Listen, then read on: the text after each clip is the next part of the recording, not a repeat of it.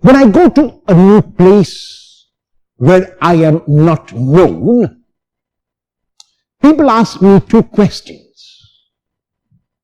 And the first question is, after they know that I am a priest, Father, what is your name? And I tell them my name. And the second question, almost inadvertently, is, where are you from? And with my thumb, I point to the heavens. They look up at the heavens, they look at my thumb, and they say to me, Father, we know we are all from heaven, but where are you from? And I keep pointing to the heavens, and I look at them in this manner. They back off. They back off and don't ask me the question the third time. What is the reason why I do not want to tell people where I am from? Is because very simply, rationally, reasonably, what difference will it make to you to know where I am from? Encounter me as you see me now. Not with the baggage of where I come from, not with the baggage of where I am going, but where I am now. The gospel text of today is taken from chapter 6, verses 1 to 6.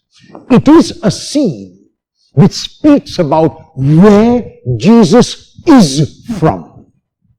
In the Gospel of Mark, up to the end of chapter 5, Jesus has been revealed as a man who in chapter 1 exorcises a demon, who cures a leper, who heals a paralytic let down from the roof, who eats and drinks with tax collectors and sinners and calls Levi, who heals a man with a withered arm, who is a man who tells beautiful parables about the seed in chapter 4, who is a man who calms the storm in chapter 4, who is a man who heals the Gerasene demoniac, who heals in chapter 5 the woman with the flow of blood, and who raises Jairus' daughter from the dead.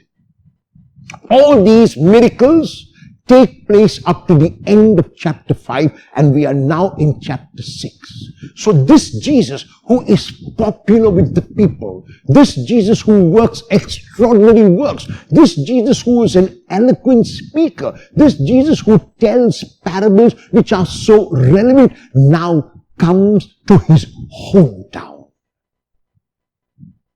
And even as he enters his hometown, Nazareth, the people look at him, the people encounter him, and the first response of the people is, we know where he comes from. Now that would not be so bad, because it was true that they knew where his parents were, they knew where he lived, they knew where his house was, so it would not be so bad. We know his mother, we know his relatives, we know his home, we know his background, which is fair enough. But then Mark adds, and they took offense at him. Why did they take offense at him? What did he do? What did he say that they should take offense? Nothing. He did nothing. He said nothing when he came, and yet they took offense at him. Why? Because they were saying to themselves, and they were saying to him, you are from our village. Our village is Nazareth. It is a small village. No great people are born in our village. No one can be great in this village. So you must be like all of us are. How can you be so extraordinary? How can you be so different? How can you be so magnanimous? How can you do so much of good when all of us here are living in the muck? And the Lord looks at them, and the Lord looks at the people, and the Lord is amazed at their unbelief. The reason why the Lord is amazed is because they had put a limitation on him already, even without encountering him as he was. And the reason for that limitation was because they seemed to know his background. Because they said, we know. And Mark adds a very poignant, a very painful statement when he says very clearly, and Jesus could do no mighty work there. Jesus could not do. In other words, the people tied the hands of Jesus, the people tied the spirit of Jesus, and though Jesus usually would rise above this, Mark is emphatic that the people of his hometown made him impotent.